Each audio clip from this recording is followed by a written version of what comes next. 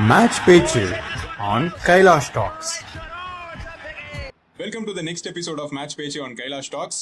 நம்ம கூட ஜாயின் பண்றது கிஷோர். ஹாய். ஹாய். இன்னைக்கு ஜெயிச்சிருவோம் இல்ல டிரா பண்ணிடுவோம் அப்படிங்கிற ரெண்டு மைண்ட் செட்டோட மேட்ச் அப்படியே பார்த்துட்டு இருந்தோம். ஆனா கடைசியில கிடைச்சது வேற. நான் கேட்டது அவர் கொடுத்ததுங்கிற மாதிரி கௌதம் மேனன் மீம் மாதிரி அடிச்சது. பட் இந்த மேட்சை பார்க்கும்பொழுது மெமரிஸ் அப்படியே பேரலா நமக்கு 2021 காபா அதோடையும் போச்சு. ஏன்னா இதே மாதிரி ஒரு சினாரியோ மேட்ச் சேவிங் இன்னிங்ஸ் வந்து வாஷி ஆடினது அப்போ ஷர்துல் தாகூரோட, பட் இப்போ நிதிஷ் ரெட்டியோட இந்த மாதிரி ஒரு கம்பேரிசனும் போயிட்டு இருந்தது. மனசு ஒன்று நினைக்குது, புத்தி வேற ஒன்று சொல்லுது. எனக்கு மனசும் புத்தி ஒன்று தான் இந்தியன் பட டைலாக் மாதிரி கடைசியில் ரிசல்ட் வந்துருச்சு ஆஸ்திரேலியாவுக்கு ஃபேவரா. உனக்கு என்ன தோணுச்சு மேட்ச் பார்த்துட்டு இருக்கும்போது? இல்லை, நீ சொன்ன பேரலல் கரெக்ட் தான். 2021 காபா அதே பார்டர் கவாஸ்கர் ட்ராஃபியில் வந்து பார்த்தேன்னா இதே மாதிரியான சிமிலர் சினாரியோவில் தான் நம்ம செகண்ட் இன்னிங்ஸ் உள்ளே போவோம். அதாவது கிட்டத்தட்ட இந்த மாதிரியான ஒரு ஸ்கோர் அண்ட் வந்து நின்னா ட்ரா பண்ணிடலாம், அது வந்து சேஃபர் ஆப்ஷன். பட் ஆனால் வந்து அதுதான் அவங்களுக்கான ப்ரீஃபாக இருந்திருக்கும் மேபி இன்னிங் ஸ்டார்ட் பண்ணும்போது. But after one point of time okay நம்ம வந்து வின்னுக்கே ஆடுவோம் அப்படின்னு சொல்லிட்டு அவங்க வந்து வின்னுக்கு ஆடுவாங்க. ஸோ ரிஷப் பந்த் ஆகட்டும், வாஷி ஆகட்டும், அதுக்கப்புறம் கில் ஆகட்டும், ஸோ அது வந்து அந்த அந்த இன்டென்ட்டே வேற மாதிரி இருக்கும். ஸோ ஓகே இந்த இடத்துல இருந்து நம்ம வின்னுக்கு வந்து இது பண்றது வந்து அப்படி ஒன்றும் முட்டாள்தனமான ஐடியா இல்லை போல இருக்கே அப்படின்னு சொல்லிட்டு மொத்த டீமுமே வந்து அதை பிலீவ் பண்ணி அப்படிதான் ஆடுவாங்க.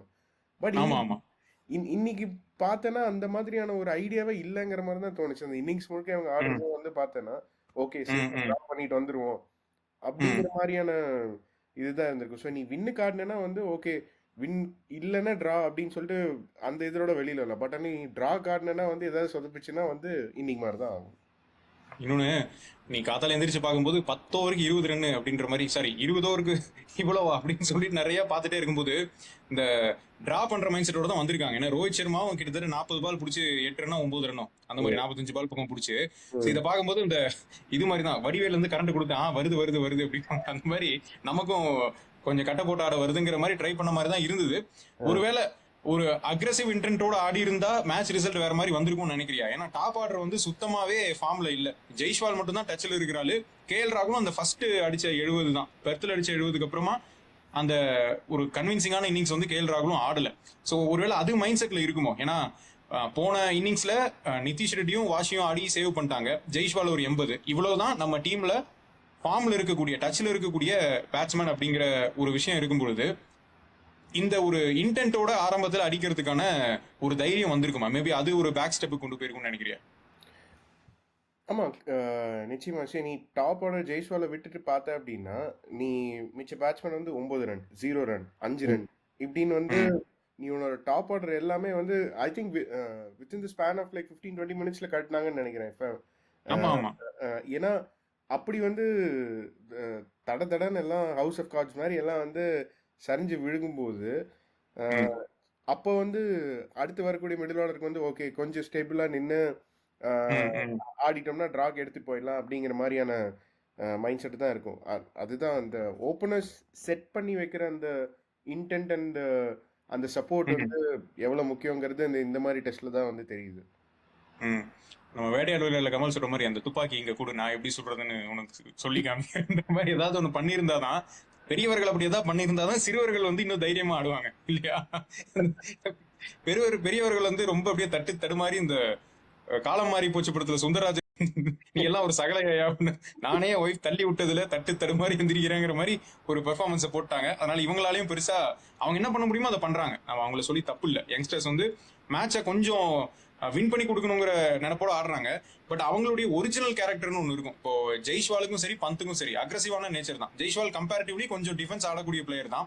பட் இந்த சுத்தி நின்று ட்ரிகர் பண்ணி விடும் பொழுது அவங்களுக்கு சீக்கிரமா அந்த கோபம் வந்துருது. இன்னைக்கு அந்த கொன்ஸ்டாஸை வச்சு கூட பக்கத்துல நின்று அணத்த விட்டாங்க, அதாவது பேசி ஸ்லெட்ஜ் பண்ண. ஆஸ்திரேலியா சும்மாவே ஸ்லெட்ஜ் பண்ணுவாங்க. அப்புறம் அந்த பையனை கொஞ்சம் உசுப்பேத்தி விடும் பொழுது இன்னைக்கு ஆட்டின அந்த ஷாட்டு கூட அவுட்டா நாட் அவுட்டான்னு கூட ஒரு கான்ட்ரவர்சி போயிட்டு இருக்கு. ஏன்னா நேக்கடையில பார்க்கும்போது அது அவுட்டு தான், கிளவுல பட்டிருக்கு. டெக்னாலஜி பார்க்கும்போது எவிடன்ஸ் இல்லை. ஓகே, ஸோ சட்ட ரீதியா தப்பிச்சிட்டான், பட் தர்மப்படி மாட்டிக்கிட்டான்ற மாதிரி ஆயிடுச்சு. ஸோ அந்த ஷாட் ஏன் ஆடினா அப்படின்னு பார்த்தா கூட மேபி ஒரு கடுப்பா இருந்திருக்கலாம். இவங்க ஏதாவது சொல்ல ஒரு அட்ரினலின் ஏறி டப்புன்னு அந்த ஷாட்டை வந்து பவுன்ஸுக்கு ஆடி இருந்திருக்கலாம். இதுக்கு முன்னாடி எல்லாம் டக் பண்ணிட்டு தான் இருந்தாங்க, டச் பண்ணல. சோ அது இருக்கலாம். அப்புறம் பந்து கூட பார்த்தா 2 பேரும் நல்லா தான் ஆடிட்டு இருந்தாங்க. நாட்டுப்பால் டீ இப்ப நான் கேட்டனான்ற மாதிரி அந்த ஒரு ஷாட் டிராவிஸ் ஹெட்டோட பால்ல அடிச்சு அந்த 6 அடிக்கணும்னு அவசியமே இல்லை. அது சரியா மாட்டாம மார்ஷ் கிட்ட கேட்ச் ஆகி அந்த பார்ட்னர்ஷிப் பிரேக் ஆகும்போது தான் டோட்டலா எல்லாமே ஷேட்டர் ஆச்சு இல்ல. சோ அந்த மைண்ட் செட் தான். கரெக்டா. நீ ரிஷப் பந்த் அண்ட் ஜெய்ஸ்வால் பார்ட்னர்ஷிப் நிற்கும் போது ஓகே, இன்னும் கூட வந்து ஒளி தெரிகிறது அப்படிங்கிற மாதிரி தான் வந்து இருந்தது. பட் ஆனா வந்து அந்த அந்த மிஸ்ஸுக்கு அப்புறம் வந்து சரி ஓகே, அப்பவும் வந்து நிதிஷ்குமார் ரெட்டி வந்து சரி லாஸ்ட் இன்னிங்ஸ் வந்து 114 அடிச்சிருக்காப்புல, சரி பொறுப்பான இன்னிங்ஸ் ஏதாவது எதிர்பார்க்கலாம், சுந்தர் வேற இருக்காப்புல அப்படிங்கிற மாதிரி நம்ம வந்து நினைச்சோம். பட் ஆனா ஆசியோடைய அந்த இது பாரு, அவங்க ஃபீல்ட் செட்டப் ஆகட்டும் எவ்வளவு அட்டாக்கிங்கா வச்சிருந்தானுங்க. ஆமா ஆமா, ஒரு பிளேயர் உள்ள வந்து செட்டில் ஆகவே விடலையே அவங்க. பேட்டை வாங்கினா ரத்தம் கக்கிச்சாவா, என்னடா ரொம்ப பயமுறுத்துறீங்கன்ற மாதிரி தான் சுத்தி நின்று. அதுவும் நீ வாஷிங்டன் சுந்தருக்குலாம் பார்த்தா பவுலரு அப்புறம் கீப்பர் 2 பேரை தவிர 9 பேரும் சுத்தி தான் நின்னாங்க.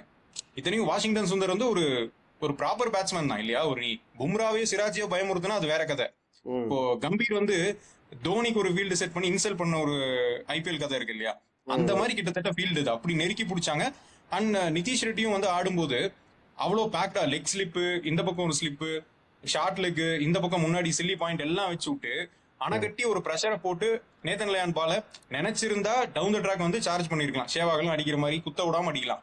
ஆனா சைக்கலாஜிக்கலா நீ அத்தனை பேர் சுத்தி நின்று எல்லாரும் குறுகுறுன்னு பார்க்கும் பொழுது அந்த மைண்ட் செட் வந்து இம்பாக்ட் இருக்கும் இல்லையா. சோ அந்த ஷாட்டுக்கு டிஃபென்சிவ் அப்ரோச் தான் போக முடியும். நமக்கும் என்ன டாஸ்க் கொடுத்துருக்காங்கன்னா போய் கட்ட போட்டு டிராப் பண்ணிட்டு வாங்குறதான் டாஸ்க். அப்படி இருக்கும்போது டிஃபென்ஸ் போகும்போது அங்க ஸ்லிப்ல கேட்ச் ஆகுது அந்த ஒரு பவுன்ஸ்ல. ஆஸ்திரேலியா உள்ள இறங்கும் போதே வந்து வின்னுக்காக தான் ஆடுறோம் அப்படிங்கறதுனால அவங்க வந்து அதுக்கான அக்ரெஷன் இது அது அந்த பிரீஃப் கிளியரா இருக்கு, அதுல குழப்பமே கிடையாது. நீ ஆடுறது வின்னுக்காக அப்படிங்கிறது அது எல்லார் மனசுலயும் இருக்கு, அதுக்காக ஆடிட்டு வந்திருக்காங்க. ஓகே கட்ட போடுறதா வின்னுக்காக ஆடுறதா அப்படின்னு சொல்லிட்டு அந்த பிரீஃப் என்னவா இருந்துக்கும்னு யோசிச்சு பாரு பிளேயர்ஸ்க்கு உள்ள இறங்கும் போது. அப்படியே போறாங்க போகும்போது அப்படியே ஏதாவது பண்ணிக்கலான்ற மாதிரி அப்படி எப்படி பிளான் வந்து டெவலப் ஆயிட்டே இருக்கு அப்படின்றது புரிஞ்சுது நமக்கு. இன்னொன்னு ஆமா ஆமா, ஒரு அசம்ஷன்லயே போக முடியாது இல்ல, ஒரு கிளியரான ஒரு ரோட் மேப் இருந்தாதான் இன்னிங்ஸை பில்ட் பண்ண முடியும். கரெக்ட். ஸோ அதுதான் மேபி சீனியர் பிளேயர்ஸ் உள்ள இருந்திருந்தாங்கன்னா பேசியே கொண்டு வந்திருக்கலாம். ஒன்னும் இல்ல பாத்துக்கலாம். ஏன்னா பேச்சு துணை ஆள் இல்லாம போனா 2 பேரும் உக்ரமா இருந்தாங்கன்னா இப்ப எனக்கு தெரிஞ்சு ஜெய்ஸ்வாலும் பந்து ஆடும்போது அப்படிதான் இருந்தது. 2 பேருமே கோவக்காரங்க, பொசுக்குன்னு ஏதாவது பண்ணிடுவானுங்களே நினைச்ச மாதிரியே ஒண்ணு நடந்தது. இந்த சைடு மேபி புஜாரா மாதிரி யாராவது ஒரு ஆள் இருந்தா ஒரு தேவையில்லாத ஷாட் ஆடும் பொழுது போய் ஒரு நிமிஷம் பேசி ஒன்னும் பிரச்சனை இல்லை விடு, இல்ல ஒரு சிங்கிள் தட்டி விட்டு இந்த எண்டுக்கு வா நான் பாத்துக்கிறேன் அப்படின்னு சொல்லிட்டு அப்படி இருக்கலாம். இப்போ நான் கொடூரமானவனா நான் பயங்கரமானவங்கிற மாதிரி 2 பேரும் அந்த ஒரு ஈகோ வந்துடும்ல. எனக்கு நீ பார்ட் டைமர் ஹெட்டை விட்டு பவுலிங் போடுறியா, இவனையும் நான் வந்து டிஃபெண்ட் பண்ணுமா, இப்ப அடிக்கிறேன் பாடுறா அப்படின்ற மாதிரி ஒரு ஷாட் அடிச்சுதான் பந்த் அவுட் ஆனது. ஜெய்ஸ்வால் ஒரு கட்டத்துக்கு மேல ஹோப் போயிடும், பந்த் இருக்கிற வரைக்கும் மேபி ஒரு ஹோப் இருந்திருக்கலாம். அப்புறம் அந்த பவுன்ஸுக்கு அட்டன் பண்ணி போறது. இது ஆஸ்திரேலியா வந்து கிளியர். அதுவும் பேட் கமின்ஸ் எல்லாம் வந்து உள்ள வந்தா ஒரு ஸ்பெல் போட வந்தாலே ஒரு இம்பாக்ட் ஏற்படுத்திடுறான், அது கிளியரா தெரியுது நமக்கு இல்லையா. அதுவும் பவுன்ஸ் தான் ஸ்காட் போலண்டுக்கும் டாஸ்கா தான் பவுன்ஸ். லபுஷேன் எல்லாம் வந்து ஒரு ஓவர் பவுன்ஸ். ஆனா அந்த ஓவர் வந்து எனக்கு பார்க்கும்போது பந்த் மேல பெரிய நம்பிக்கை வந்தது. ஏன்னா ஒரு பால் கூட தொடவே மாட்டேங்குது, எல்லா பாலும் டக் பண்ணி சமாளிச்சுட்டு அவன் டீக்கு முன்னாடி ஓவர் அந்த ஓவர்ல ஏதாவது நடக்கும் தான் கொடுத்தாங்க, அது சமாளிச்சிட்டேன். சரி ஒரு நம்பிக்கை வந்தது. அது போய் குளிச்சுட்டு வரதுக்குள்ள பார்த்தா திடீர்னு டிவில இருந்து சத்தம் கேக்குது, சரி ரைட்டு வழக்கம் போல மலை ஏறிட்டான் போல அப்படின்ற மாதிரி எனக்கு தோணுச்சு. வந்து பார்த்தா கரெக்டா பந்த் அவுட். அது ஒண்ணு கரெக்டா செட் பண்ணி வச்சு தூங்குன மாதிரி தான் வந்து. அதாவது ஒரு கட்டத்துல வந்து அவங்களுக்கு என்ன வீக்னஸ் அப்படிங்கறது அதெல்லாம் வந்து ட்ரை அவுட் பண்றாங்க. அப்படி இல்லாட்டி மைண்ட்ல விளையாடி வந்து விட்டு அவுட் ஆக்கிடுறாங்க. ஆக மொத்தம் அவங்க பிளான்ல சரியா இருந்திருக்காங்க, எக்ஸிக்யூட் பண்ணிட்டு வந்துட்டாங்க. ஆமா ஆமா, கவாஸ்கர் இந்த கமெண்ட்ரியில திட்டினது ஸ்டூபிட் எதுக்கு 3 தடவை சொல்றீங்க, அப்பதான் நல்லா உரைக்கும் அப்படின்ற மாதிரி. ஹர்ஷா போக்லே கூட சன்னிஜி பொறுமை அப்படின்னு கையை பிடிச்சி நீ அவன் என்ன சாட் ஆட்டான் ஐயா யோங்கிறான் அப்படின்ற போய் கசகசன்னு திட்டி விட்டாரு. உள்ள ட்ரெஸ்ஸிங் ரூம்ல எல்லாம் இருந்திருந்தா கை வச்சிருந்துருப்பாருன்னு நினைக்கிறேன். சப்புன்னு என்ன ஆடுற நீ அப்படின்னு. அது ஒரு பாயிண்ட் சொன்னது எனக்கு ரொம்ப பிடிச்சது. என்னன்னா இது நேச்சுரல் கேம் நீ நினைக்கிற, இது உன்னோட நேச்சுரல் கேம் கிடையாது அப்படின்னு சொன்னாரு. அது கரெக்ட் தான். என்னன்னா நீ அக்ரெசிவா அடிக்கிறது வேற, ஆனா இந்த மாதிரி கச்சா பிச்சா ஷாட் ஆடுறது இருக்குல்ல, அது தேவையில்லை. அது வந்து நேச்சுரல் கேம் இல்லைங்கிறத அதை பாயிண்ட் அவுட் பண்ணாரு அவரு. So, அதெல்லாம் புரிஞ்சுக்கிட்டா நல்லதா இருக்கும். நீ பிரஸ் மீட்ல கூட ரோஹித் சர்மா வந்து பந்து கிட்ட நான் அதை பத்தி கொஞ்சம் பேசினேன், பட் ரொம்ப பேச தேவையில்லை, ஏன்னா இதே அக்ரெசிவ் பந்து தான் நமக்கு மேட்ச் வின் பண்ணி கொடுத்துருக்கான் நிறைய டெஸ்ட் மேட்ச்ல. அதனால புரிஞ்சுப்பான், சின்ன ஒரு டிஃபரன்ஸ் தான், ஒரு லைன் ஆஃப் டிஃபரன்ஸ் தான் இருக்கு, அதை புரிஞ்சுக்கிட்டா சரிங்கிற மாதிரி தான் சொன்னான். அண்ட் அதுக்கான ரெஃப்ளெக்ஷனும் தெரிஞ்சிச்சு. ஏன்னா வந்து நீ ஜெய்ஸ்வால் பந்த் பார்ட்னர்ஷிப் போகும்போது இந்த மாதிரி பந்த் டிஃபென்சிவா நீ வந்து இதுக்கு முன்னாடி வந்து நீ வந்து பார்த்துருக்க பாத்துருக்க மாட்டேன். மாட்டேன். ஏன்னா பவுன்சர் இல்லாம வந்து இப்படி பாடியோட டிஃபெண்ட் பண்ணி ஆமா. ஆடுறது ஆகட்டும், ம். நீ வந்து அந்த அந்த டிபிக்கல் ஷாட்லாம் வந்து இன்னைக்கு வந்து ஜாஸ்தி எதுவும் பண்ணாம ஸோ அடிக்கல. அட்லீஸ்ட் வந்து அந்த ஃபீட்பேக் வந்து போயிருக்கும். பட் ஆனா வந்து அதான் அந்த கரெக்டா போட்டு எடுத்த விக்கெட், டிராவிஸ் ஹெட் போட்டு எடுத்த விக்கெட், அந்த ஷாட் வந்து அவசியம் இல்லாத ஷாட் அடி விக்கெட். ஸோ அதான் இது ஒரு பெரிய லேர்னிங்கா இருக்கும். ஏன்னா நீ யோசிச்சு பார்த்தேன்னா இந்தியன் டீம்ல இருக்கிற டாப் ஆர்டர், மிடில் ஆர்டர் எல்லாத்துக்கும் ஏதோ ஒரு வகையில வந்து லேர்னிங் இந்த சீரீஸ் கொடுத்துட்டே தான் இருக்கு, ஒரு ரியாலிட்டி செக் மாதிரி. ஸோ எல்லாத்துக்கும் ரெட்ரோஸ்பெக்ஷன் வந்து தேவைதான் இப்போ. நமக்கு பிரச்சனையே கொடுக்காத ஒரே கேரக்டர்னா மிச்சல் மார்ஷ் மட்டும் தான். பவுலிங்லயும் பிரச்சனை கொடுக்கறது இல்ல, பேட்டிங்லயும் பிரச்சனை கொடுக்கறது இல்ல, மத்த எல்லாரும் ரொம்ப கொடூரமா விளையாடுறாங்களேங்கிற மாதிரி தான் இருக்கு. மிச்சல் மார்ஷ் இன்னும் கொஞ்சம் நிறைய ஓவர் போட விட்டுருந்தா நம்ம வந்து இன்னும் கொஞ்சம் அடிச்சிருக்கலாம். இன்னொன்னு இந்த அயன் படத்துல காமெடி வரும் இல்ல, நீயா சும்மா போறாங்க வா உனக்கு ஷாம்பு பாட்டில் கொடுப்போம், சென்ட் கொடுப்போங்கிற மாதிரி ஏதாவது மிச்சல் மார்ஷே அடுத்த சிட்டி டெஸ்ட்ல ஏதாவது ஃபார்ம் பண்ணி விடுவாங்கன்னு நினைக்கிறேன். ஏன்னா ஆஸ்திரேலியாவோட இப்ப நம்ம ஸ்ட்ரெயிட்டாவே நம்ம செகண்ட் இன்னிங்ஸ், இந்தியாவோட செகண்ட் இன்னிங்ஸ் பத்தி பேச ஆரம்பிச்சிட்டோம். ஆஸ்திரேலியாவோட ஃபர்ஸ்ட் இன்னிங்ஸ் பாத்தீங்கன்னா அந்த 474 போது ஒரு பெரிய டோட்டல் தான். இந்த சீசன்ல நம்ம ஃபர்ஸ்ட் இன்னிங்ஸ்ல நம்ம அடிச்ச அந்த 360+ தான் வந்து நம்ம இது வரைக்கும் அடிச்சதுலயே கொஞ்சம் பெரிய ஸ்கோரா இருக்கு. பெர்த்ல அடிச்சிருந்தாலும் அதுக்கப்புறம் செகண்ட் டெஸ்ட்ல கதை தெரியும், பிங்க் பால்ல போன இது வந்து மழை வந்து அப்படி இப்படி நிறைய மாத்தி காப்பாத்தி விட்டுச்சு. ஸோ நமக்கு பார்த்தா ஒரு டிக்ரீசிங் கிராஃப் தான், நமக்கு வந்து ஒரு ரைசிங் கிராஃப் கிடையாது, அவங்களுக்கு தான் ரைசிங் கிராஃப்.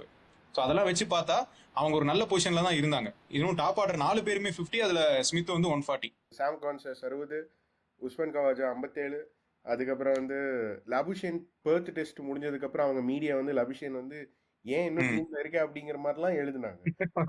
வந்து போலையா லபுஷேன் 72, ஸ்டீவ் ஸ்மித் வந்து 140. ஸோ நீ முந்தின பேசின பாயிண்ட்டுக்கும் இதுக்குமே பார்த்தனா ஆஸ்திரேலியன் பிளேயர்ஸ் வந்து பெர்த் டெஸ்ட்டுக்கும் இப்ப இருக்கிற எம்சிஜி டெஸ்ட்டுக்குமே வந்து ரெட்ரோஸ்பெக்ட் பண்ணி அவங்க வந்து கரெக்ட் பண்ணிக்கிட்டே வராங்க, கோர்ஸ் கரெக்ட் பண்ணிட்டே இருக்காங்க டாப் ஆர்டர்ஸ் எல்லாருமே. ஸோ இவ்வளோ சீக்கிரம் அந்த பாயிண்ட்ஸ் எல்லாமே வந்து வாங்கிக்கிட்டு அதை கோர்ஸ் கரெக்ட் பண்ணி இந்த வெரி நெக்ஸ்ட் டெஸ்ட்லயே வந்து அவங்க வந்து காமிக்கிறாங்க. பட் ஆனால் அந்த அளவுக்கு ரெட்ரோஸ்பெக்ட்ஸ் வந்து உதாரணத்துக்கு கோலி அவுட் ஆகிறது மாதிரி யாரும் ஆகட்டும், ஏன் அந்த அந்த ரெட்ரோஸ்பெக்ஷன் வந்து நம்ம டீமுக்கு வந்து நடக்க மாட்டேங்குது? அந்த கோர்ஸ் கரெக்ஷனுக்கு வந்து நம்ம வந்து மேபி அந்த சீரீஸ் விட்டு இன்னும் அடுத்த சீரீஸ்ல தான் வந்து மிஸ்டேக்ஸுக்கு திருத்துவோம் அப்படிங்கிறது இவ்வளோ ஸ்லோவா ஏன் ரெஸ்பாண்ட் பண்ணணும்? அவங்க டக்கு டக்குன்னு பண்ணிக்கிறாங்களே அவங்களுக்கு. இன்னொன்னு அவங்க போலர்ஸ் நம்ம அளவுக்கு பெரிய பெருந்தன்மையா இருக்க மாட்டேங்கிறாங்க. நம்ம போலர்ஸ் நல்லா தான் போடுறாங்க, பட் இருந்தாலும் ஒரு ஒரு மரியாதை வேணா அப்படின்ற மாதிரி தான் இருக்கு. இன்னொன்னு இப்போ ஆஸ்திரேலியா பொறுத்த வரைக்கும் எனக்கு சொன்ன அந்த இன்டென்ட் ஒண்ணு, இன்னொன்னு கில்லர் இன்ஸ்டிங் ஒண்ணு இருக்குல்ல. இப்போ நீ வந்து நான் எதையாவது ஒண்ணு பண்ணியே இந்த மேட்சை திரும்பி கொண்டு வந்து தீருவேன்ற மாதிரியான ஒரு இன்ஸ்டிங்கோட ஆடுறாங்க. நம்ம டீம்லயும் இப்போ பும்ரா கிட்ட அந்த இன்ஸ்டிங்கை பார்க்க முடியுது.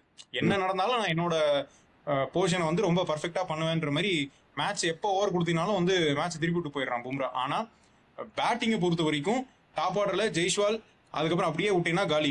மிடில் ஆர்டர் கூட கிடையாது, ஆல்மோஸ்ட் டெய்ல் எண்டு தான் இல்லையா? அந்த மாதிரி தான் வந்து நம்மளோட பேட்டிங்கே வந்து கிளிக் ஆகுது. ஸோ இதுதான் பிரச்சனையா இருக்கு. நீ சொன்ன மாதிரி இப்போ கோலிக்கு அவுட் சைட் ஆஃப் ஸ்டம்ப் வீக்னஸ்னாலும் இப்போ ஃபர்ஸ்ட் இன்னிங்ஸ்ல ஜெய்ஸ்வால் கூட நல்ல ஒரு பார்ட்னர்ஷிப் இருந்தது. அப்போ நிறைய out side of stump டெலிவரிஸ்லாம் Kohli leave பண்ணி ஆடுறத பார்க்கும்போது ரைட் ஒரு மாதிரி செட் ஆகி மெச்சூரிட்டியோட இன்னிங்ஸை பில்ட் பண்ணுவோம் அப்படின்னு பார்த்தா அவ்வளோ நேரம் அவுட் சைட் ஆஃப் ஸ்டம்ப் விட்டதுக்கு யூஸே இல்லைன்ற மாதிரி இன்னொரு அவுட் சைட் ஆஃப் ஸ்டம்ப் பால்ல அதே மாதிரி அதே டெய்லர் அதே வாடகை அப்படின்னு சொல்லிட்டு கேட்ச் கொடுத்துட்டு போயாச்சு. ஸோ இந்த ஷாட் ஆடுறதா இருந்தா அதுக்கு முன்னாடி அவ்வளோ நேரம் பாலை விட்டதுக்கு மீனிங் இல்லைல்ல. ஸோ அந்த மாதிரி ஒரு டெம்பரமெண்ட் தானே முக்கியம். இல்லை அது நீ யோசிச்சு பார்த்தேன்னா வந்து நீ கொஞ்ச நாள் முன்னாடி ரீவைண்ட் பண்ணி பார்த்தேன்னா வந்து இவ்வளோ அழகா கவர் டிரைவ் ஆடுறது வந்து இந்த ஜென்ரேஷன்ல யாருமே கிடையாதுன்னு தான் கோலி பார்த்து சொல்லுவாங்க. அந்த கவர் டிரைவ் தான் வந்து இப்ப இவ்வளவு வீக்னஸாவும் வந்திருக்கு. அதாவது உங்ககிட்ட பிளஸ்ன்னு சொல்ற இது வந்து அப்படியே உனக்கு வந்து வீக்னஸா மாறி இருக்கு அப்படின்னா அது தெரிஞ்சுட்டு நீ கரெக்ட் பண்ணி தான் ஆகணும், வேற வழியே கிடையாது. என்னதான் அவ்வளவு கிளாசிக்கா வந்து ஆடினாலும் திரும்ப திரும்ப அவுட் ஆகும். அப்படிங்கும்போது அவ்வளோ புகழ் எல்லாமே வந்து இந்த நீ நாளைக்கு வரக்கூடிய ஜென்ரேஷன்லாம் விராட் கோலி பற்றி வந்து டேய் விராட் கோலி எவ்வளோ பெரிய ஆளுன்னு சொல்லிட்டு நம்ம ஜென்ரேஷன் தான் அவங்க கிட்ட சொல்லும்போது அவங்க வந்து திரும்பி ஒரு பாயிண்ட் தான் சொல்லுவாங்க, திரும்ப திரும்ப இந்த பால் அவுட் ஆகிற ஒரு வீக்னஸ் இருக்கிற பிளேயர் கடைசி வரைக்கும் திருத்திக்கவே இல்லையே அப்படிங்கிற மாதிரியான பாயிண்ட் அவர் அச்சீவ் பண்ண கிரேட்டஸ்ட் எல்லாத்தையுமே வந்து மழுங்கடிச்சு அது. ஆமா, இந்த அரசியல்வாதி எல்லாம் சொல்ற மாதிரி வரலாறு என்னை எப்படி நினைவு கூற வேண்டும் என்றால் அப்படின்ற மாதிரி தான் அது போகும் இல்லையா? வீக்னஸ் அப்படின்ற மாதிரி அது முடிஞ்சது அப்படின்னா நல்ல ஒரு பதிவா இருக்காது. இன்னொன்று இந்த சைமன் கேட்டிச் கூட கமெண்ட்ரியில சொன்ன ஒரு விஷயம், இப்போ கிங் கோலின்னு சொல்றாங்க, king Kohli the king is டைங்கிற மாதிரி அவன் வந்து சொல்லியிருக்கான் சைமன் கேட்டிச். இப்போ பும்ரா தான் வந்து ஃபுல் அந்த ரெஸ்பான்சிபிலிட்டியும் அந்த டீமோட மொமெண்ட்டுமே எடுத்துட்டு போற மாதிரி தெரியுது. அதாவது அந்த அர்த்தம் என்னன்னா இப்போ கிங் வந்து பும்ரா தாங்கிற மாதிரி ஒரு கமெண்ட்டை வந்து சைமன் கேட்டிச் கமெண்ட்ரியில சொன்னது நம்ம பாக்குறோம். ஸோ இந்த மாதிரி அவங்கவுங்க ரோலை கொஞ்சம் மினிமம் கேரண்டிக்கு பெர்ஃபார்ம் பண்ணாலே போதும். எக்ஸ்ட்ராடனரியா எல்லா மேட்சும் எல்லா பிளேயராலையும் ஆட முடியாது, ஏன்னா வீடியோ கேம் கிடையாது இல்ல, நம்ம வந்து ஈஸி மோட்ல போட்டு அடிக்க முடியாது. அவங்க எதிர் டீமும் டஃப் ஃபைட் கொடுப்பாங்க, பட் இருந்தாலும் அங்கங்க வந்து ஏறி இறங்கி கொஞ்சம் பக்குவப்பட்டு பதுங்கி பாஞ்சு இப்படி பல்வேறு எமோஷனுக்கு உட்பட்டு தானே விளையாட முடியும். அதான டெஸ்ட் இல்ல, அத கொஞ்சம் புரிஞ்சுட்டு விளையாண்டாங்கன்னா நல்லா இருக்கும். எல்லாம் தெரியும் உங்களுக்கு. நீ பும்ரா பத்தி கேட்டதுனால இன்னொரு முக்கியமான இது நடந்தது என்னன்னா வந்து பும்ரா அந்த ரீச் பண்ண 200 டெஸ்ட் விக்கெட்ஸ் அந்த ரெக்கார்ட் பார்த்தேன்னா கிட்டத்தட்ட 70% விக்கெட்ஸ் வந்து south Africa, England, Australia, New Zealand அங்கதான் வந்து வந்திருக்கு. ஸோ இந்த லோவஸ்ட் ஆவரேஜ்ல வந்து 200 விக்கெட்ஸ் எடுத்த பவுலர், அதுவும் ஃபாஸ்ட் பவுலர் இந்தியாவிலேருந்து அப்படிங்கும் பொழுது லைக் நிஜமாவே வந்து ஃபாரின் கண்ட்ரிஸ் எல்லாமே பும்ரா வந்து ஒரு த்ரெட்டாக தான் பார்க்குறாங்க. அண்ட் கிளியர்லி இது எப்படி இருக்குது அப்படின்னா வந்து நம்ம ஸ்ட்ரீட் கிரிக்கெட் விளையாடிட்டு இருக்கும்போது வந்து பக்கத்தில் காலேஜ்லேருந்து யாரோ ஒரு அண்ணா கூட்டிகிட்டு வந்து அதே தம்பி நான் உங்களுக்காக வந்து ஸ்லோவாக போடுறேன்ப்பா அப்படின்னு சொல்லிட்டு வந்து பெரிய பெரிய வீசி எல்லாத்தையும் அவுட் பண்ணி போடுறோம். ஆமாம், நீ பும்ரா வந்து அந்த மற்ற எல்லாத்தோடையும் வந்து பும்ரா ஃபார்ம் ஆகிட்டு வர்றதாகட்டும் எல்லாமே அந்த ஸ்டாட்டிஸ்டிக்ஸ் பேசுறதாகட்டும் அது வந்து லெஜெண்ட் இன் த மேக்கிங் தான். ஆல்ரெடி லெஜெண்ட் தான், one of the greatest of all time இந்த எரால விளையாடிட்டு இருக்கிறதுல. ஆமாம்மா, ஏன்னா நீ அந்த ஃபாஸ்ட் பவுலர்ஸ் பெஸ்ட் ஆவரேஜோட இந்த 200 மார்க்கை கிடக்குறதுன்னு பார்த்தா கீழே இருக்கிறதுலாம் யாருன்னு பார்த்தோன்னா மால்கம் மார்ஷல், கர்ட்லி ஆம்ப்ரோஸ், ஜோயல் கார்னர்லாம் இருக்காங்க. அதாவது சமகாலத்தை சேர்ந்தவங்க யாருமே இங்க இல்ல. ஓகேவா? இன்னொன்னு இந்த சேனா கண்ட்ரிஸ் நீ சொல்லும் பொழுது பொதுவா இப்போ இந்தியன் பிச்சர்ஸ் வந்து இன்னும் தரக்குறைவான பிச் எல்லாம் கிடையாது. ஆனா நம்ம என்ன சொல்லுவாங்க, ஸ்பின் ட்ராக்ல தான் இவங்க ஸ்பின்னர்ஸ் தான். அஃப்கோர்ஸ் அஸ்வின்லாம் வந்து இன்னும் சீக்கிரமாவே அந்த 200 மார்க்கை கடந்திருக்காரு, அதை நம்ம பாக்குறோம். பட் இந்த உலகம் வந்து எங்க எடுத்தா ஒத்துக்குமோ அந்த இடத்துல வந்து அதிகமான விக்கெட்ஸை பும்ரா எடுத்திருக்கிறத நம்ம பாக்குறோம். ஸோ அன்டவுட்லி வேர்ல்ட் நம்பர் 1ங்கிற அந்த முத்திரை எல்லாரும் பயப்படுறாங்க இல்லையா? ஆமா, நீ பார்த்தேன்னா வந்து சாம் கான்ஸ்டஸ் வந்து பும்ரா ஃபர்ஸ்ட் இன்னிங்ஸ்ல அடிச்சதுக்கு இந்த இதுல வந்து சாம் கான்ஸ்டஸ் அவுட் பண்ணிட்டு அதே மாதிரி டேய் தம்பி சின்ன பயல அப்படிங்கிற மாதிரி பெரியவங்க யாராவது கூப்பிட்டு அதெல்லாம் வந்து ரியல் குட் டெஸ்ட் கிரிக்கெட் இது. ஆமா ஆமா. தேங்க்ஸ் ஃபார் வாட்சிங் கைலாஷ் டாக்ஸ். ப்ரீவியஸ் எபிசோட்ஸோட லிங்க்ஸ் டிஸ்கிரிப்ஷனில் இருக்குது. நெக்ஸ்ட் எபிசோட் விரைவில்.